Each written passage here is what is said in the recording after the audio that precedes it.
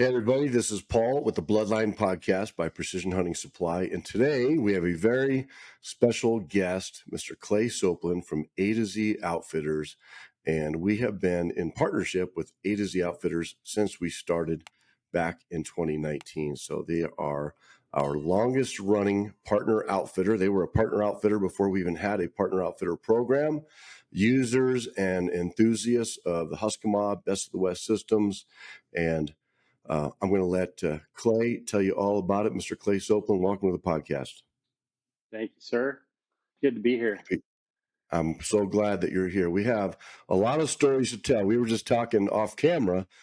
If you go back and look at our Instagram, especially from a couple years ago, it's full of exceptional harvests by A to Z. So we've got a good long history together as Precision Hunting Supply, formerly Best of the West Arizona, and A to Z Outfitters here in Arizona. So I'm excited for you all to get to know Clay a little bit and hear more about A to Z Outfitters. So without further delay, Clay, tell us a little bit about yourself. Born in eastern Arizona in Unit 27. My grandpa had a ranch over outside of Alpine on the Blue River, and that's kind of where I started my life, I guess. But then ended up moving to Payson. My parents moved to Payson, Arizona when I was pretty young, and grew up in Payson my whole life, and then ended up in Tonto Basin probably 15 or 16 years ago, and been here ever since. But my grandpa was uh, an incredible hunter. That's who, for sure, inspired me to get into it. He took me around with him a lot when I was younger and kind of taught me a lot. My dad was from Iowa, more of a bird hunter, and took my brother and I when we were younger. But primarily, my grandpa was the big game influence in my life, and was killed some incredible animals.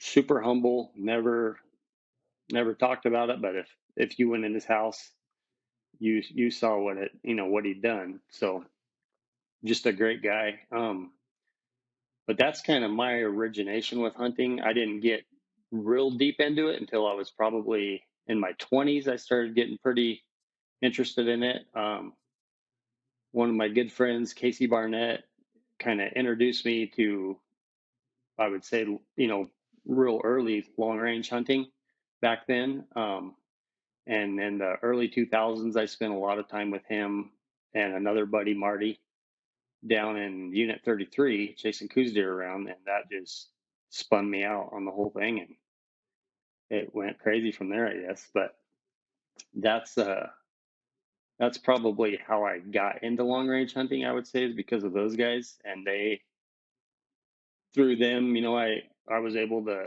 They helped me build the first gun that we used. That was a Browning Medallion 300 Win Mag, and had a not a fancy scope on it, but a tactical scope type scope. And then we shot through a million loads and got a good load dialed in out of it, and then did the way that a lot of people do when you don't have money, and had a turret, laser engraved to all the ballistics that we could gather with our limited resources.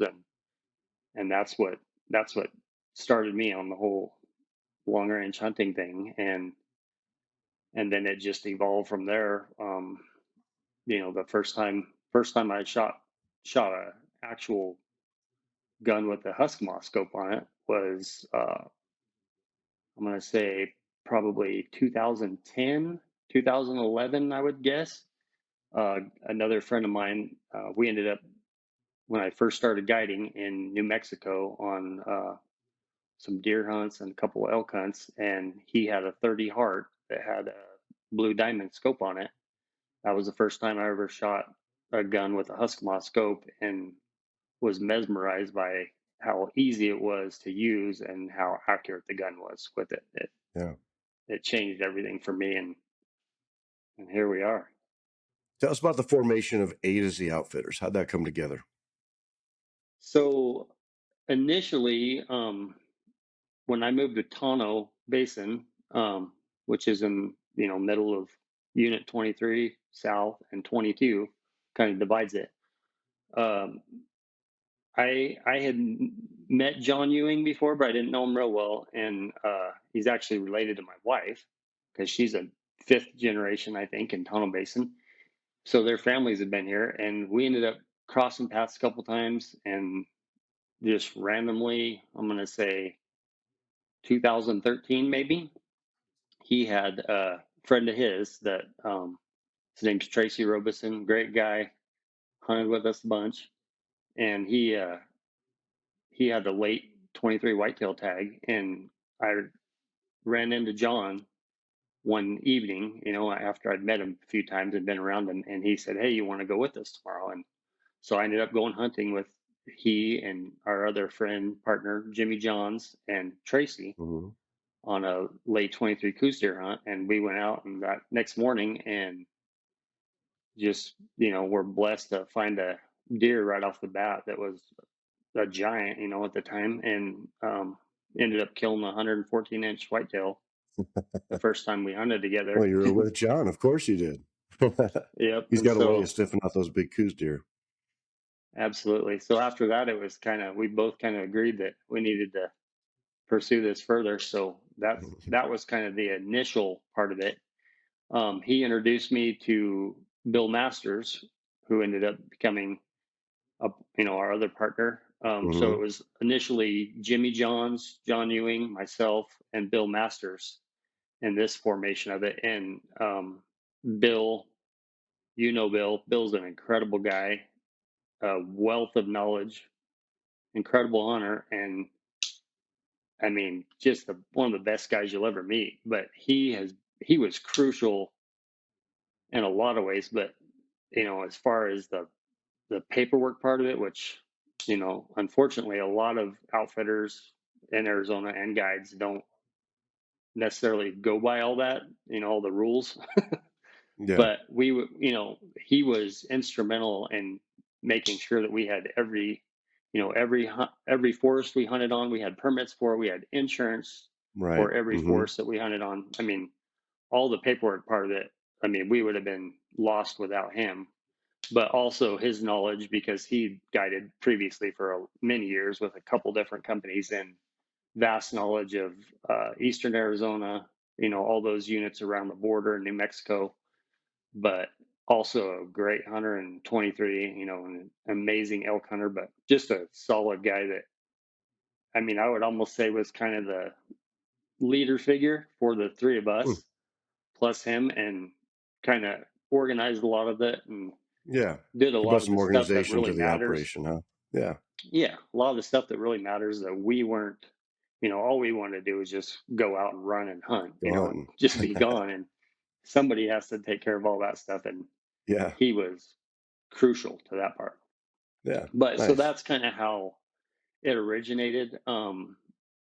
Prior to that, we had uh, a little bit prior to that, maybe I'll say a year prior to that, or right before the four of us started that A to Z. We got into a partnership with four other guys, and our plan was to kind of cover 22 and 23 because some of them lived in Young, and so we initially had eight partners, and the goal was to build the company up, use a percentage of each hunt. Each guide would don't put back in, say, 10% of the hunt back into the company, or 20%, whatever it was, and that would cover all of our expenses as far as the insurance and permits and all that. Hmm. And then everybody would equally share the profit at the end of the year. And the first year that we did that, unfortunately, what ended up happening was, we were John and I and Jimmy and Bill, we were kind of breaking our backs, trying to build this business up. And by the end of the year, we kind of went through everything to see where we stood with everything, and realized that all the hunts that had contributed money to the company were from the four of us. So it was kind of half of us were hunting, and another half weren't, but everybody Yeah. was equally benefiting from it. So that was the initial company that, and so we just basically decided to dissolve that, and then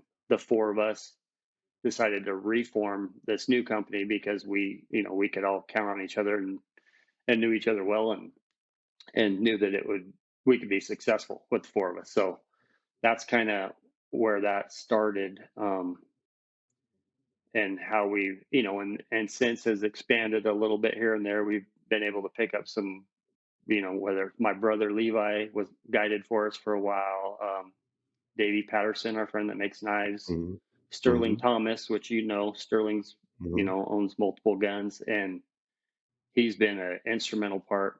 Great glasser, great guide, incredible guy. And then we've got, I'm getting old. I'm 49, so we've got a younger guy that grew up in Payson that is a great hunter, Quentin Wells, that works for us, and so we've just kind of adapted over the years, with age and being worn out, and it's just all kind of moved around, but it's still the same core group, same, core company, and definitely same values.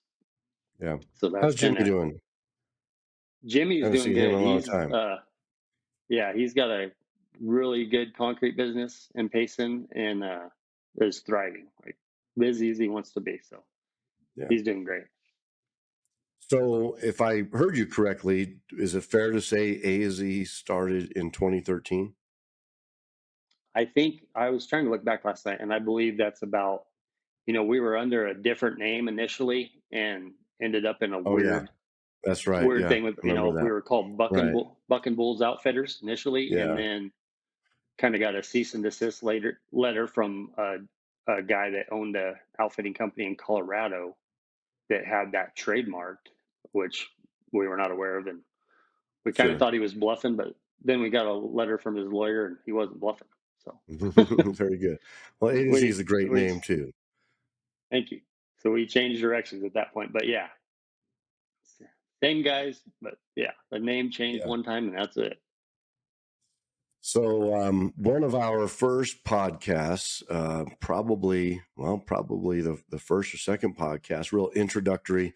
I talked a lot about John and my experiences hunting with John, and I really credit John for um, demonstrating for me how to do all this correctly, how to hunt out west. I was, from back east, brought my back east mentality, my back east shooting system. It wasn't really a system. My back east rifle with a scope on it, and I was doing things wrong for a very long time. And then, thanks to my nephew Nick, got to meet John and spent hours and hours covering miles upon miles, hundreds of miles, I'm sure, out with John, and just seeing how he did things really opened my eyes to what I was doing wrong, what I needed to be doing, and changed the way that I hunt. But then he was instrumental in helping my son harvest a coos deer at 923 yards with his gun.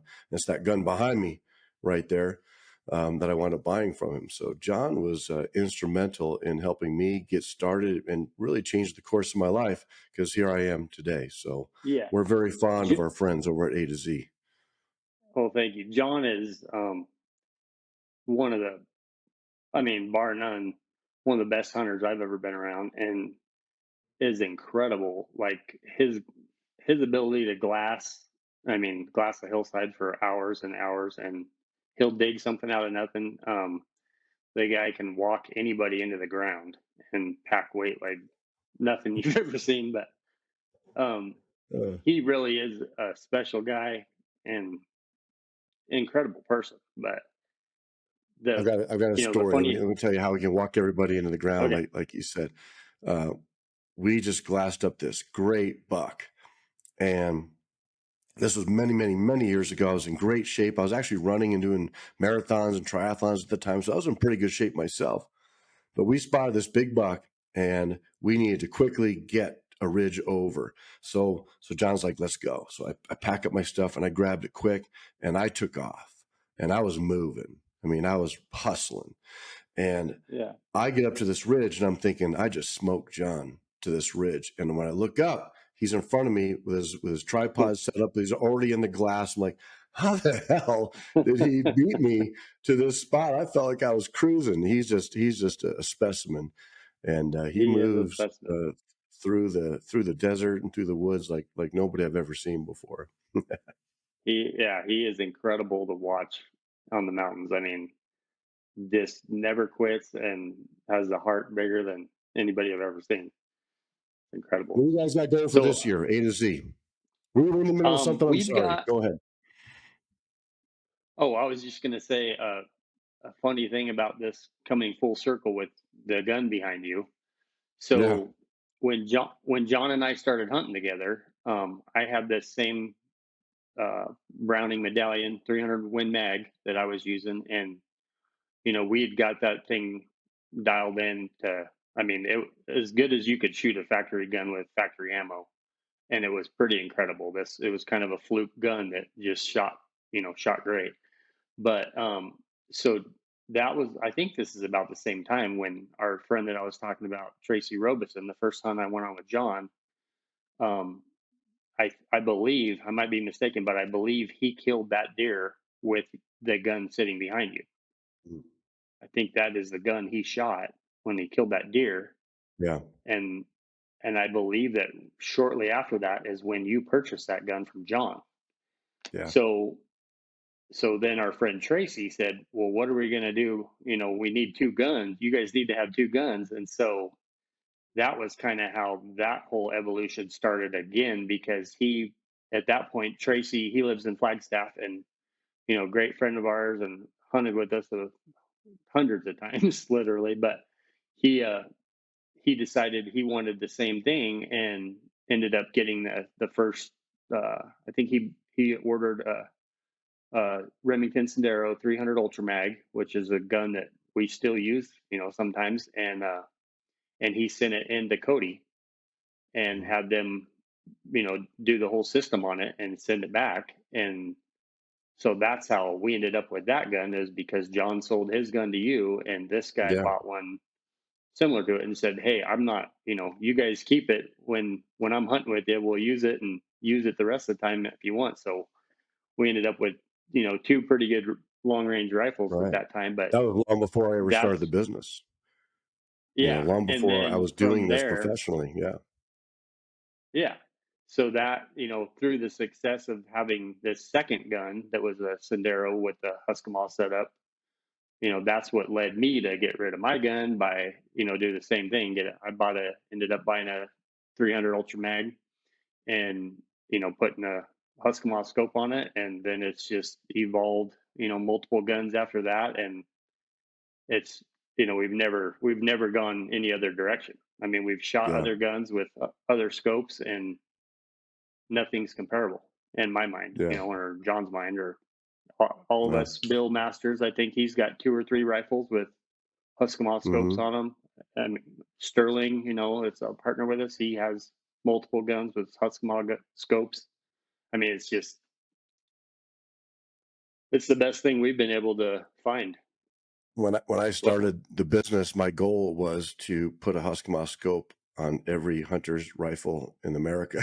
That was my goal. Completely unattainable, but I just feel that strongly about the brand that if everyone, especially Western hunters, is using a system like this, it's really going to change. It's going to change everything for you. The ability to harvest virtually at will.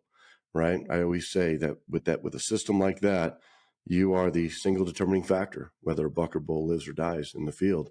It's not a matter of can I make that shot. It's a matter of is that the animal that I choose to harvest. So the amount of confidence that I gained, that you're describing now, and that the vast majority of our customers experience too. I hear that term all the time. The confidence I have now. I now have a lot of yeah, confidence. The confidence that gun brought me. So they change things. it's instant confidence when you get behind a gun like that with a scope, an optic like that. That is that efficient and easy to use.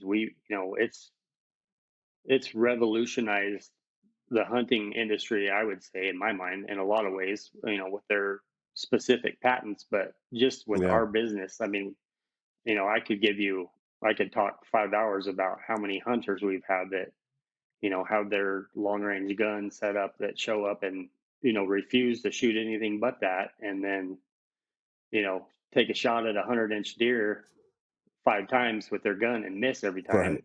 Right. and then they're turning around asking, "Hey, can I try shooting that gun?" And absolutely, and one shot, and they're done. And then it's like it blows their mind, and the Right. simplicity of it is key to me. Fast, I mean, fast, simple. Yeah. yeah, that's something that you cannot. My first gun, long range gun that I set up, I'd done a ton of legwork, more so probably than the average person does, trying to set up a long range gun. And I still had to have a chart. I had a chart taped to the side of my gun, and I'm trying to figure out wind. I mean, all that stuff just compounds. And plenty of times getting ready to shoot a coos deer, you might have 10 minutes if it's laying down bedded or standing there feeding, or whatever's going on. But I would say 6 times out of 10 you have a window of 20 seconds or less. And with with the old way, with having to try to figure out how many clicks you're at and keep track of how many clicks you're turning, and then try to figure out your windage. I mean, it's like, unless you've got an extended period of time, you're you're really closing your window rapidly.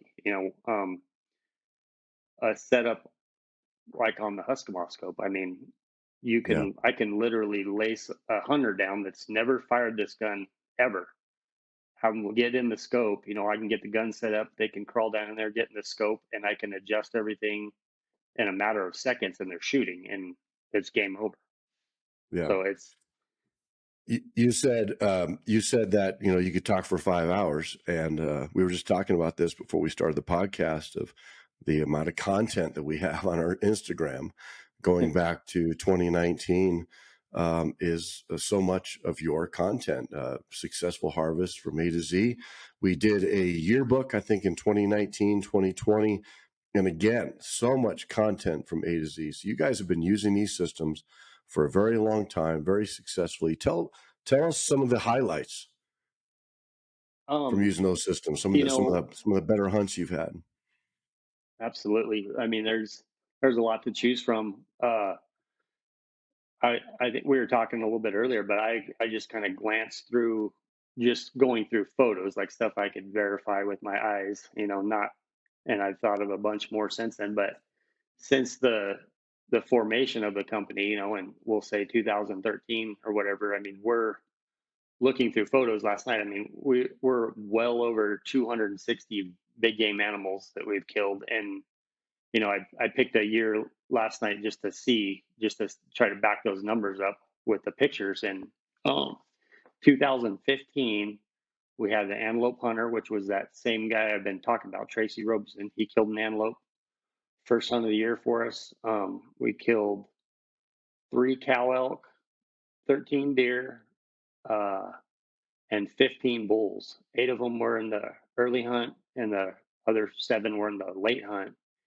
And so 32 big game animals. And like that year in particular, I mean, every single one of those animals, and every other year for the most part, have all been with either uh, accurized rifle that you guys have done that has a Husqvarna scope on it set up, or a best of the West gun, like I currently have, which is definitely my favorite gun that I've ever owned. And my kids and my wife, I mean, they don't want to shoot anything but that gun now. But yeah, we've had some incredible experiences. A couple, maybe 3 years, 2 or 3 years ago, a good friend of ours that's hunted with us quite a bit, and he passed away a couple of years ago. But his name was Bob Ralston, and you know couldn't see very good. Didn't have great eyesight, and just a fun guy to be around, but not what you'd consider like the greatest hunter around. But he killed multiple deer with us with those guns, accurized guns with Husqvarna scopes. But his daughter and son-in-law ended up drawing elk tags same year together, and we went out, and it had snowed a bunch in Unit 23. And she had hunted with us before on an early archery bull hunt, and just, I mean, you would never believe it, and I wouldn't have believed it unless I was there. But this girl on the early archery hunt, I mean, she walked over the course of a week up around Vernon. She walked, 70 miles probably in a 3 or 4 day period with John and I, or my brother Levi was there filming a lot of it. But great girl. Um, her and her husband, great friends of ours and great hunters. But she ended up, anyway, she and her husband ended up with the late bull tag, rifle bull tag. And on her hunt, we ended up finding this bull at the top of a late hunt. They're never anywhere Right. good on a late hunt. It's always somewhere where you Never don't anywhere want to go. easy, right? Yeah. So this bull was on top of a huge mountain, and pretty thick cover. And, we could just make him out here and there coming peeking through, whenever he'd move, but didn't really have, from where we were and where the bull was, there was not an easy way to get closer to get a better shot, a closer shot, because of the terrain and how thick it was. We knew that if we decided to go uphill towards him, we'd never be able to see him at all. So we were kind of stuck with where we were. And John was like, "What do you think we ought to do?" And I said, you know, we're confident in the gun. We know that what the gun will do and with the optics on it. And so we set up that was another Sendero 300 rum that you guys had accurized, and shooting 180 grain burger bullets. And we kind of had a flat rock shelf right there. And so we got her set up right there, and I ranged it. And when I ranged it, I just thought, I mean, I have all the faith in the world in the gun, but it's like, like Yeah. you It's a still, poke. you know, yeah, it's a poke for sure. And, Yeah. she hasn't killed 20 animals with a rifle. I mean, she's maybe killed one or two. And anyway, we got her set up, and I asked her, I said, "Are you okay with trying to do this?" And she's like, "Yeah." And I said, "Just listen to what we're telling you, before you shoot. And when you're comfortable, pull the trigger." And so I ended up ranging it, and it was 1,020 yards, which is a poke for anybody, and not flat. We're shooting like a hard angle uphill. And so we get the gun set up, and I'm down there with her and like next to her, and John's watching through the binos. And she finally tells me that she's comfortable. And luckily no wind. And I just said, if you feel like okay with it and you're comfortable, just ease into the trigger. And I said, just try to pull it as lightly as you can. And she did, and shot. And the bull didn't initially flinch or anything. He just kind of took 2 steps forward. And I asked John, and he said, he's like, "I think she hit him, but I'm not positive." And so then it was kind of like, oh no, like maybe it's not going as well as I think it should. But we couldn't figure out what had happened. So I just, she moved over, found him again, and same yardage, shot again.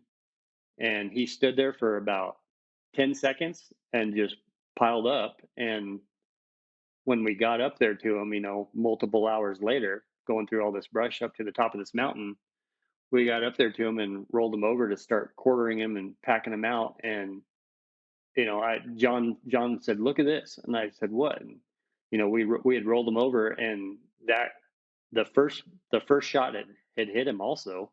So both shots hit the bull, and in the vitals, and they were about 3.5 inches apart. So she Wow. shot, 2 shots within a A 4 inch group 1,020. at 1,020 yards. Never shot that gun before. And we had a good setup and a good base. But I mean, it to me, that was like the Yeah. ultimate testament of Wow.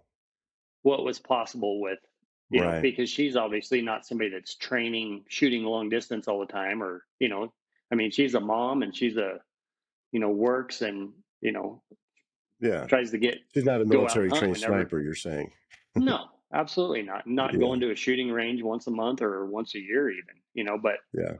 with the ease of that system. And I mean, our experience with it and our confidence in it, I mean, we felt pretty good that, as long as she's calm shooting, which that's the X factor. But in my experience, it's been, women typically are way calmer than any guy is. Like they No don't seem doubt. like they ever get buck fever. They're just like Yeah. icy veins and They make don't great have shots. But egos. Us guys have yeah, egos, and the women don't. absolutely. They're usually better shots. I think Yeah, by we that get for that jumpy. My reason. wife's the same way. Yeah, my wife just she lays the smack down on animals. She just calm as can be and lays there and shoots. But anyway, so that's probably one of my favorite Yeah, stories. That was for her to shoot that small of a group at that distance. I mean, it was mind blowing to me. Not that I mean, we had full confidence in her harvesting the animal, but the fact that she had shot two shots that tight together at where the elk had moved from the first shot, and she still hit almost identical same yeah, spot and dropped that bull. And we never told her or her husband what the distance was. And right. when we got up Smart. there and started quartering that bull, her husband said, "How far was that? Was that 500 or 600 yards?" And I said, "No." I said that she just shot over 1,000 yards, and he was Wow. just like, "Oh." Yeah, that's So yeah, incredible. that was a good one. The next day, her husband killed a bull. We glassed it from 3 miles away up on top of a mountain in the snow, and her husband shot a bull, I think at 600 or 700 yards in one shot and rolled him down Yeah, the hill. Like yeah. unbelievable. Man, so what a great story. So, a couple of things contributed to her success, right? You had a competent system. In this case, it was a 300 rum that we did up. We accurized for you. So you Hmm. got the right caliber. You've got a rifle system that was set up properly. You got a competent system, but then a competent coach too. And you kind of alluded to the fact that you had her set up solid, right? So you're probably using 2 points of contact. The gun's rock solid, and then some good coaching and keeping her calm and telling her what to do all contributed to that. You also made a comment, Clay, that we couldn't get any closer. And Hmm. I want to touch on that for a second because in this business, and the way that long range systems have been marketed and branded over the years as 1,000 yard systems, I think people assume that we're stunt shooters, that we're purposely out looking to take game at long distance. And I always want to clarify that, right? Because we're not trying to make 1,000 yard shots. We're not, we don't find a bull at 600 yards and say, hey, let's back up a few hundred yards to make it interesting. We always try to get as close as possible.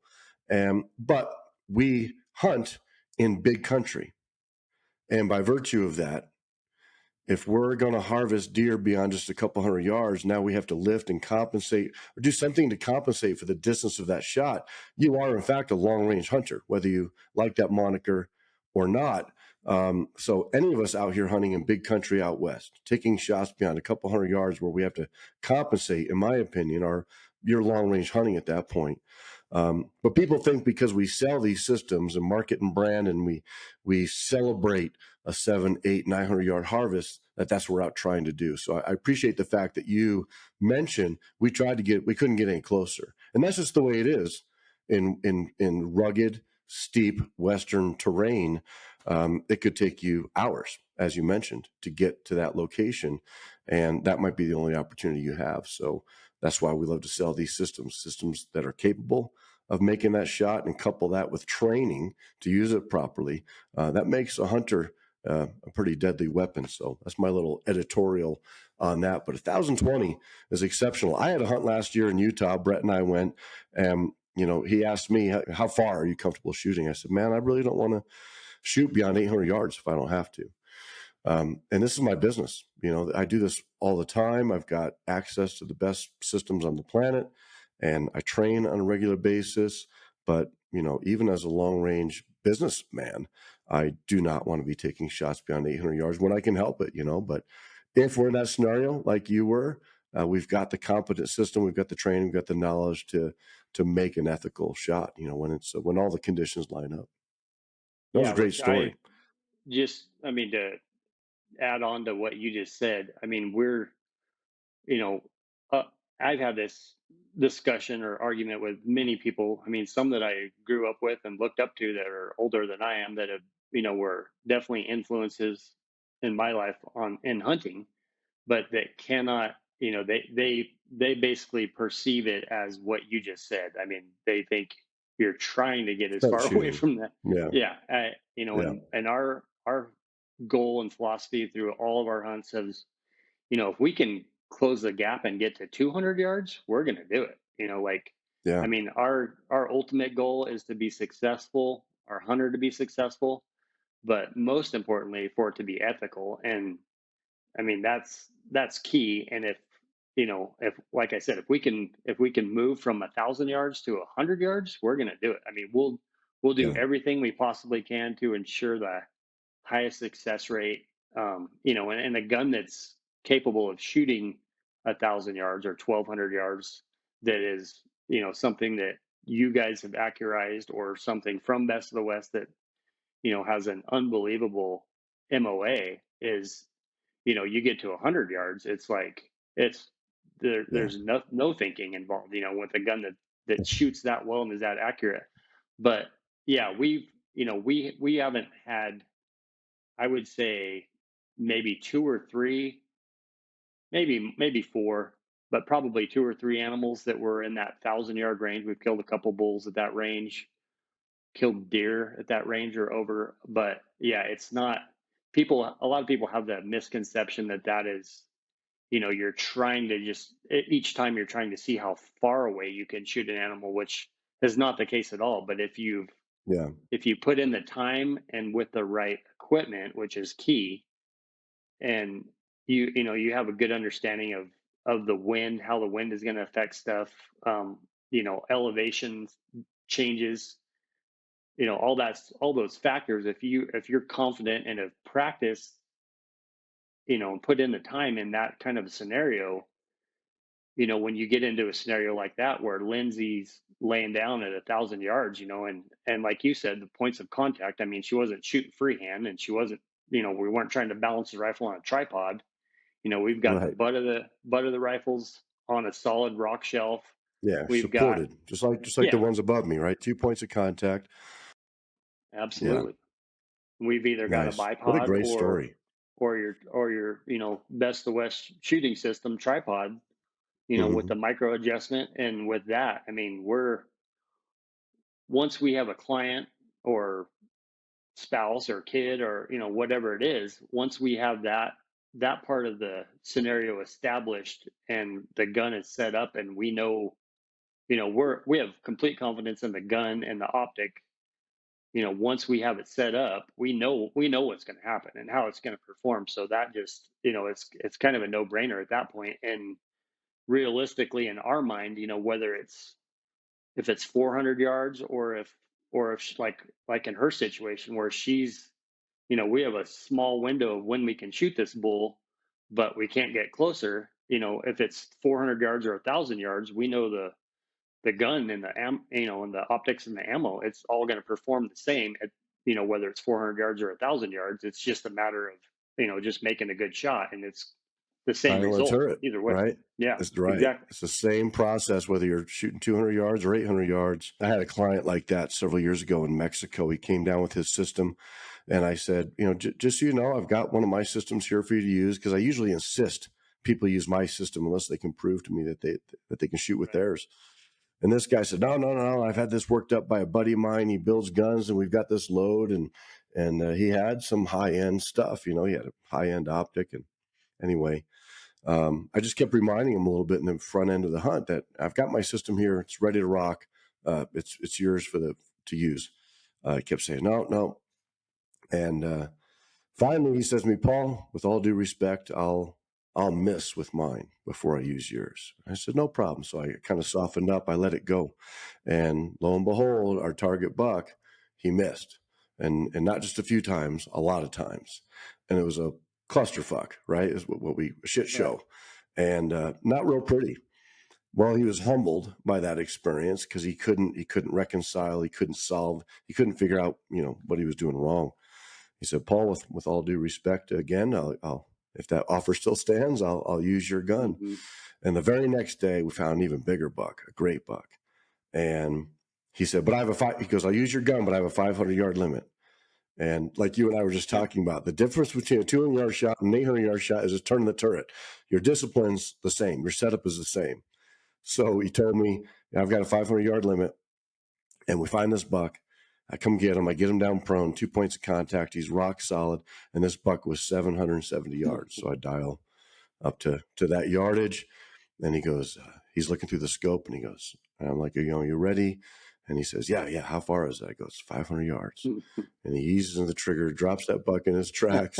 And then I show him the turret. He couldn't believe it. So he's setting these limitations on himself. But again, that was just an animal that we were not going to get closer to. Yeah. And 768 yards, took himself a beautiful buck. And I made a friend for life out of that client. Tell me about some other hunts. You guys hunt in 23, 22, a little bit in the threes, right? Mm-hmm. But primarily what you're doing is you're experts in 23. What a fantastic unit. Such a diverse unit, right? Diverse geography. Yeah. Um, all the animals in the state live and inhabit Unit 23. It's a beautiful place, wonderful place to hunt. Tell us about some of your other successful hunts. Um, there's so many. It's hard to hard to pick any.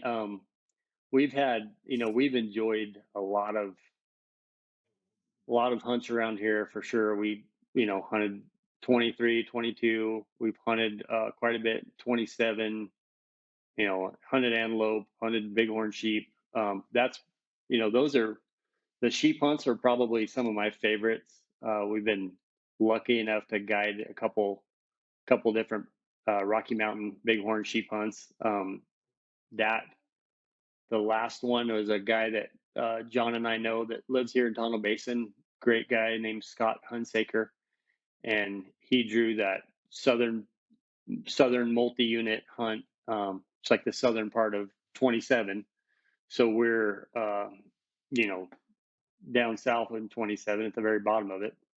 But that was probably one of my favorite hunts, and another one where we had it ended up we thought we were going to have plenty of time opening morning to decide to make a plan on how to kill this ram, and it ended up being one of those deals where it happens all the time. But there were three total tags in that unit on that hunt, and one of the guys that had another tag had 4 or 5 guys from the Arizona Sheep Society helping him, and they saw us. Mm-hmm. They hadn't seen this ram that we'd been watching, uh, prior to the hunt, and even the night before they still hadn't seen it. But the opening morning of the hunt, all of a sudden, we're making a plan on we Oh, spot him no. right away and how we're going to get to him and how we're going to approach it. And all of a sudden these guys see us, off the side of the road,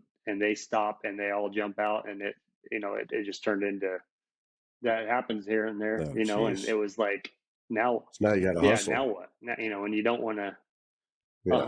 once in a lifetime hunt like that. It's not like you're going to take a bunch of chances and risk doing something stupid, on somebody's once in a lifetime tag. So which at that time was your demo, your demo gun, the blue Signature Yeah. Series 7 mag. Old Yeah, blue. whole blue. Yeah. And at Yeah. that time, it had a 5 to 20 blue diamond on it, and you had graciously let me take that on the hunt because we had never used one of those guns and wanted to try it out. And our hunter was, when he saw it, just the technology, looking at the gun, he was just like, yeah. He was not one of those guys Yeah. that Let's wanted to go. stick with his gun. He was all for shooting that gun. But um, Mm-hmm. it ended up being a crazy morning, and we had guys kind of stacked on top of us trying to figure out, what we were looking at, where we were looking, all that. And in the middle of it, John and I kind of devised a plan to, he's going to keep an eye on the sheep and stay in contact with me on the radio, on what's going on with that, and what's going on with the other hunters that are trying to backdoor us, basically. And so I Yeah. took the hunter down, and my brother Levi was with us, videoing it. Yeah. And Filming. yeah, so Yeah. we kind of hatched a plan and just said, hey, we're going to move down this ridge. We think they're going to end up here above these bluffs, and hopefully, we're going to cut the distance in half from where we were, even though we were probably I mean, we were, at a 12 or 1300 yard distance at that point. But I knew if we got to the end of this little finger that kind of ran down into the canyon, that we could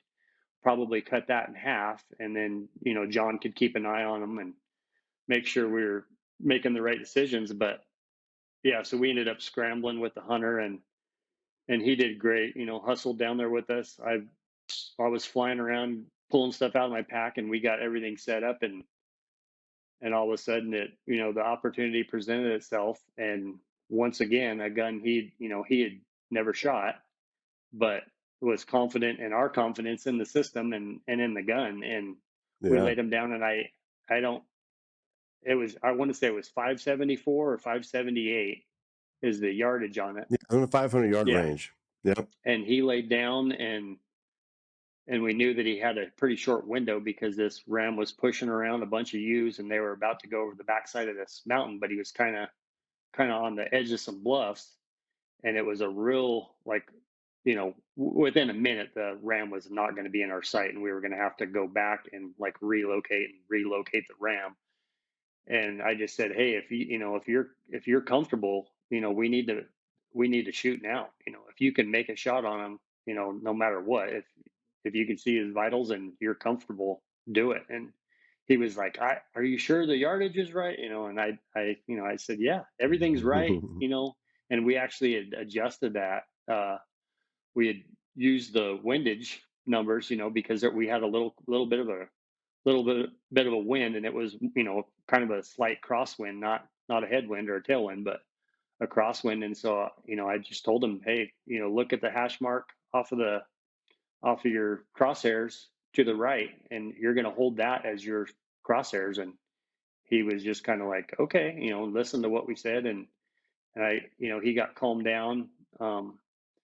His son was there, had showed up the night before. So, I mean, it was a great experience for them. But yeah, he pulled the trigger, and game over. The ram dropped, and And your brother got the best footage ever. The angle looks like he's 90 degrees to the yeah, shooter.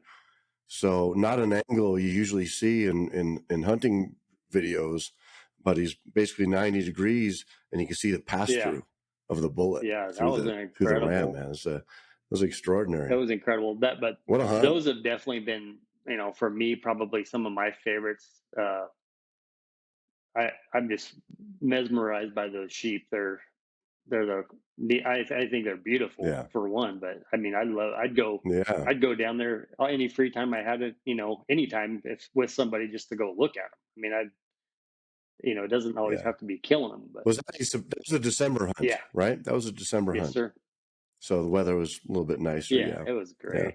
What else? What other that you've harvested with Old Blue? You've harvested with these systems. Your whole family. Yeah. We're just going through pictures. Your son, your daughter, your wife. You're talking about. So this is a family affair with these systems, and family love affair with these systems. What other hunts stand out? We got so many from you guys. We've been blessed that uh, with opportunities, and some might call it luck, whatever you want to call it. But to have we kind of built the company up around always trying to be ethical, being honest with our clients. And through that process, over the years, what happened was our core group of hunters that we started gathering or ended up with, it just kept expanding and expanding. And the best part of that for us has been, with that expansion of that circle of hunters, there's a percentage of them that are going to get drawn every year. And so the beauty of that for us has been, we've taken this core group of hunters, and the ones that are great, become great friends, and are good hunters, and we enjoy spending time with. That circle has grown bigger and bigger. And so now it's to the point where, it got to the point where basically every year we have enough people getting drawn that Right. we know that have hunted with us before, that it's kind of made it, we're not just taking on random people that we don't know, and then hoping that it's a good experience, or vice versa. It's created a great core group of hunters that we've, that are for sure are friends and have made it a lot more pleasurable for us. And because I mean, Yeah. you've guided plenty. In the early years, some of those late bull hunts, multiple times, John and I had 4 to 6 bull hunts in 1 week between the two of us. And when you're going into a horrible canyon 6 times in a week, Yeah. I mean, it's Burning a lot of oh calories that yeah, week. it'll kill you. I mean, it breaks you down so much. And luckily, John, myself, we my wife has been just incredible, like always supportive, you know, super mellow about us being gone all the time. And the kids have been great, and Yeah. they're hunters too. But we spent in the early, first 6 or 7 years, we spent so much time not being home. It's crazy. But my wife, John's wife, Bill's wife, Jimmy's wife, they were all incredible through the whole process of building the company up and kind of establishing it. But without them, it's What about what about that lovely woman? I'm sorry to cut no, you no, off. That lovely woman who took that really wide mule deer. yeah, She's got the thumbs up. My wife loves that yeah, picture of her. She's got a huge, beautiful smile, thumbs up. That was a beautiful specimen yeah. of a mule deer. We've had some good, That was in the 500-yard range uh-huh, too, I think. yeah. I think Yeah. I don't remember which year that was, but that year in particular, we had a pretty good little run. John and I did here in 23. We had Yeah. some good friends that have hunted with us quite a bit, and their mom drew the 23 mule deer tag. John took her with with her kids and some of their friends. And I mean that guy, you know him, we've talked about it. He's relentless. I mean, he will literally sit anywhere for 10 hours and glass the same hillside. And even me now, like I'll get to a point where I think we're wasting time at this point. Like there's nothing here.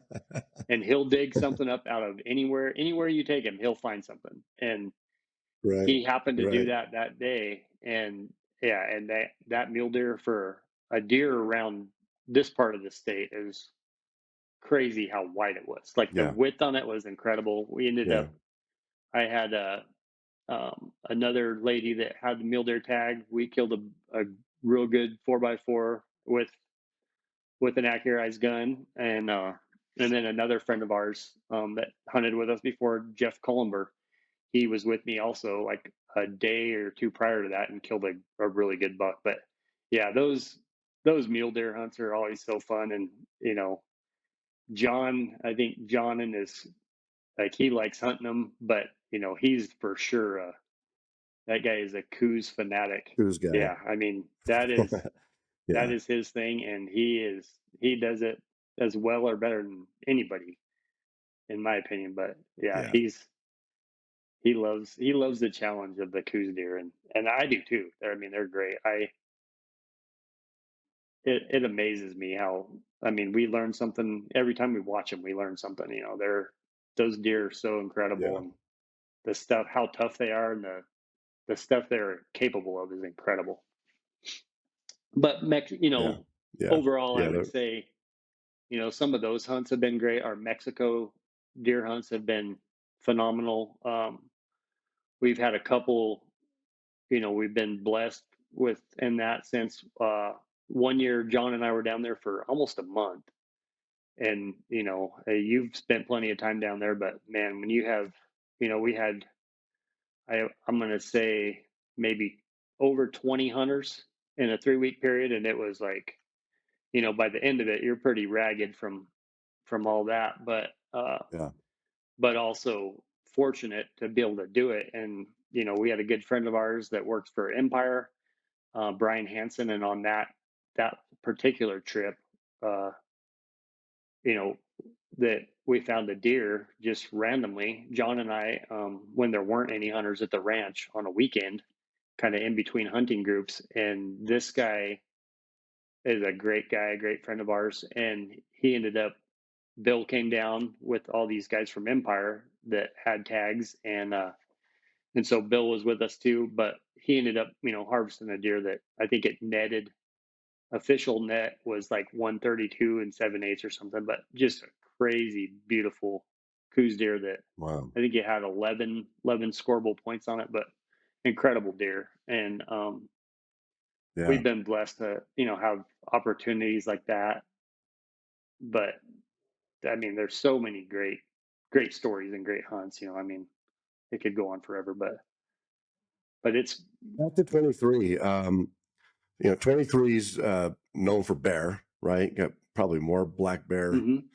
per square mile in that unit than anywhere else. But 23 is really known for black bear, elk, giant bull elk, giant coos deer potential. Talk to me about the mule deer. We're talking about 23 mule deer. Um, there might be other better mule deer units, but man, you guys have taken some specimens for sure. But what's the outlook for 2024 on mule deer in You 23? know what? It seems like, from what I've seen, it seems like this. Like I think it's going to be a good year. I think it'll be a real good year. Your, your assessment, I would say, is pretty accurate. The Obviously the strip and places like that. I mean, there's giant deer. Um, Kaibab, the strip, yeah. right? Yeah. I had a tag probably, let's say, 6 years ago. And was hopeful of killing a large mule deer, and I had a 3C rifle tag, mule deer tag, and Hmm. you know I there's some remember out with Old yeah, Blue. there's some outfitters up there that kill big deer every year, 180 plus deer. We hunted that hunt the entire time, and the weather was kind of bad, but we covered a ton of country, and I think it was a 10-day hunt, and we hunted the whole thing, and we saw a good deer, that was of the caliber I was after, like a 180 plus deer, but we saw him for a couple minutes running away and went back onto the res. Yeah.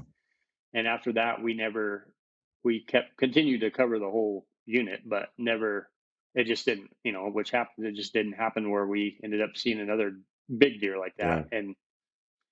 But I know there are big deer there. I think, in general, 23 is a pretty good unit for mule deer. Like you can, I mean, there's good potential, and we've seen giant deer. John's sister, with John and your nephew helping, that was quite a while ago, but that was a 200 caliber deer in Hmm. 23. Yeah. And we've seen lots of big deer and killed quite a few deer that were 160s or better deer. And Hmm. it seems like the way it's shaping up this year that it's going to be good. I think 22 will also be good. Probably a pretty good year for mule deer. We saw some good deer in there Hmm. the last couple of years, and hopeful that that'll stay the same too, as long as we can keep the fires from burning Yeah. everything up.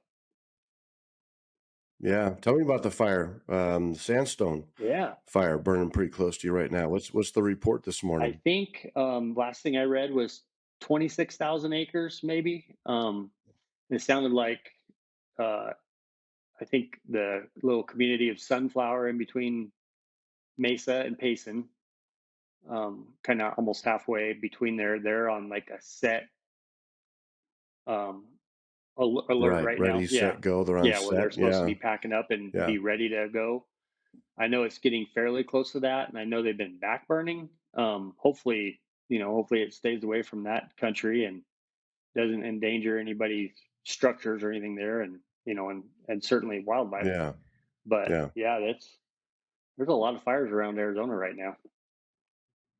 There is. I was on the map last night trying to check out the sandstone fire, and as is always the case, there's more fires burning in the state than you realize. But I read where the 188 that leads into Town Basin, where you Hmm. live, is closed south to Saguaro Lake. So it's a major thoroughfare for those of us who come and go Yeah. on the rim. So hopefully Yep. they So get that under I control. think, to the best of my knowledge, currently still at 87 from Mesa to Payson is open northbound, but southbound is closed at 188. Yeah, to turn off to Tunnel Basin. So if Yeah. somebody had to come from Payson or the Rim that way back to Phoenix, they have to basically come through Tunnel Basin, turn on the 188, and go through Globe. Yeah. But yeah, hopefully Yeah. they'll get that stuff knocked out. Well, we hope and pray for the town of Sunflower. Everyone's safe. The firefighters are safe. We hope, no structures are threatened, no injuries, that everybody gets out of this okay. But a little burn's not necessarily a bad thing, No, sir. right? No, that can be a good thing. I've got an archery bull hunt this September, and I don't want to mention the unit, but there's an old burn in there, and that's where I'm finding all the critters. I mean, I'm looking in all these my other usual spots, but all the critters are in the burn. Good for you. So Yeah. we do appreciate a good burn that doesn't threaten people or structures for sure. Yep. I think God's way of doing that initially and throughout history has been, I mean, it's crucial to the environment. And sometimes our structures are in the way of where that happens. But, Yeah, but for the earth itself, I the think it's, rodeo chest guy fire. yeah, The rodeo chest guy. 2002, I think, that fire created some of the best habitat for elk and deer and bear and turkey and everything else that we see around Arizona. So absolutely. um, fire is can be a good thing, when it's not hurting people. Yes, sir. Tell me a little bit. Let's go back to A to Z and tell me what it's like to hunt with you guys. We were talking about, how honest, trustworthy you guys are. People love you guys once if they haven't met you before. They love you guys instantly. Tell me what it's like to hunt with you guys. We Tell my listeners what it's like to hunt with you guys because yeah, I kind of have an idea. I mean, we definitely, we take it seriously, but we want our clients as well as ourselves, we want to enjoy it, number one. We've been fortunate enough to build up, like I talked about, this core group of hunters. But I think what keeps bringing them back is more so the experience than the actual kill. Like they enjoy getting to see new country, spending lots of time hiking, all that kind of stuff. We've all, It's an adventure. yeah, it's always an adventure, and something funny is Yeah. always going to happen, and we're going to laugh about it later. But we've uh, we've been fortunate too to have, almost over the course of 11 11 years or so, almost 100% success rate with clients, which is pretty pretty rare, I think. We might have had one client or two clients that decided not to shoot something because it wasn't what they wanted, but overall our success rate has been very high. And a lot of that is, the thing that a lot of people, I don't think, understand that haven't hired guides before is, with us, if somebody hires us for a hunt, our mission has always been to spend as much time as we can in the unit specifically for that hunt prior to them ever showing up, because ultimately what we want is for them to not have to get drug around all through the country trying to locate something or find something or turn something up. We want them to show up, we want to take them out, make it enjoyable, have a preset plan in place. And we've already scouted, we've got animals found and multiple animals for this particular hunter to, if we go to the first spot and we don't see the target animal we're looking for, we just bounce to the next spot where we have another one, and basically do all the homework, all the legwork before they get there. So then it's not a long, stressful thing where they're away from work for 5 days or 6 days. It's they show up, have a great time, Yeah. harvest an animal and are successful and go home happy. And we're happy because we're not hunting for the whole week on one hunter. We can then move to another hunter if we have another more hunters, or use that extra time to scout for the next hunt coming up. But that's, you know I would say, definitely the honest part, the ethical part of it. And then just getting to be around, like, you've been around John plenty. I mean, you can't be around that guy and not smile or laugh. I mean, he'll walk you into the ground, but he's a great guy. Bill Masters the same way, laughing everybody that's around us is, not taking themselves or anything else too serious. I mean, we want you to be successful, but we want you to have fun and enjoy the experience, as much as we are. So that'd kind of be an overview, I guess. And John's got generational knowledge Oh yeah. of those units too. You know, that's a lot of history to rely on to help clients be successful. And then you're out scouting weeks, months in advance. So, you know, what happens sometimes, and I'm sure you've had the same experience, is some people roll into camp and you put them on their target animal open in the morning and they're like, well, I just got here. You know, I really haven't had a lot of time to hunt yet. And sometimes they're like, I don't want to harvest just yet. I want to experience this hunt. But that's not what happens when you hire a professional, right? A professional is out there scouting, working to put you on your target animal open in morning. And for some people, that's way too soon. So there's a little bit, we've got different expectations, right? Misaligned expectations. I've had clients who are very thankful to harvest open in morning, and others who are like, no, I want to enjoy this experience, which I totally understand, right? You're paying thousands of dollars to go on a hunt. So you want to experience the hunt. You want to burn some calories. You want to get your legs sore. You want to take in the mountains and the experience. But you hire a professional like yourself, and the hunt could be over in a matter of minutes or hours even. So there's kind of two sides to that. When you hire a professional like yourself. Yeah, that's exactly Well, right. Clay, thank you so much. Yeah, yeah. Thank you so much for this. What else haven't we talked about? How can people reach you? They can reach us. Just we don't do a big social media thing, but on Facebook they can look up A-Z Outfitters. My phone number is 928-978-1967, and those are easy ways to reach us. Reach out that way. We appreciate all the help you guys have offered us, and and being able to learn more about the systems themselves and everything that goes along with it. I mean, it's made, you know, from a guide standpoint, it has made our life much easier having these systems because, literally anybody can use them. And one thing I was just Yeah. thinking of while you were talking,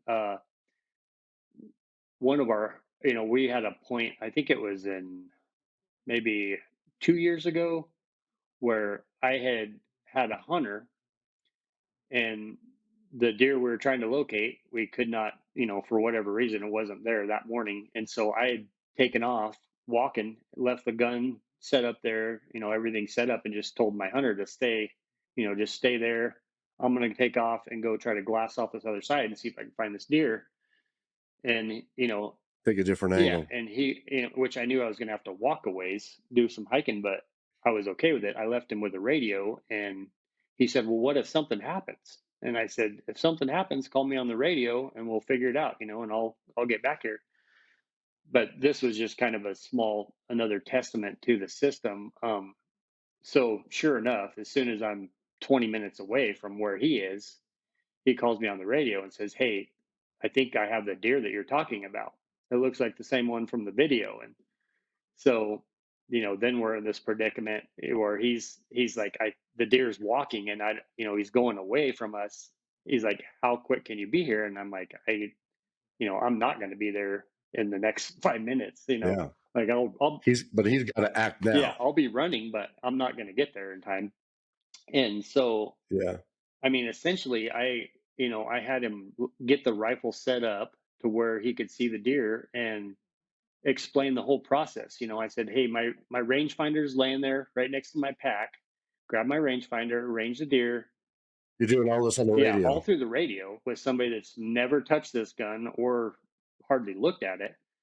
And the blue gun, Yeah. signature series 7 mag. And Hmm. Yeah. essentially I talk him through it in a matter of 30 seconds on what he needs to do.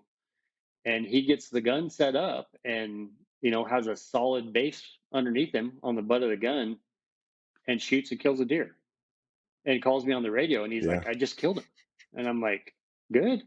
And he's like, "I can't believe that. I You can't believe it. You weren't even here." And I was just like, that's amazing, but not remember the not distance. surprising. I think that one Do you was, remember the distance? I want to say 470, 470-ish on Yeah, mule deer, but yeah, I mean, not a yeah. chip shot, but Chip shot. he was able to. Well, I consider 500 a chip shot with our systems. I tell people that all the time. It's God, I hate to use the word easy, but it's pretty much game over, right? With that 500-yard range, especially with that gun Hmm. of Hmm. yours. Yeah, Yeah, it's. yeah. We did we did an analysis several years ago where my partner Brett looked at all the harvests that we could find from our Mhm. clients that given year, which was a lot. And you guys were a major contributor, but all of our partner outfitters, whoever else, all the customers that we knew of, and the average harvest was right around 500 yards. Wow. And I tell people all the time that's kind of a given. We consider that a chip shot in that zone, Yeah, with these systems. that's incredible. Yeah.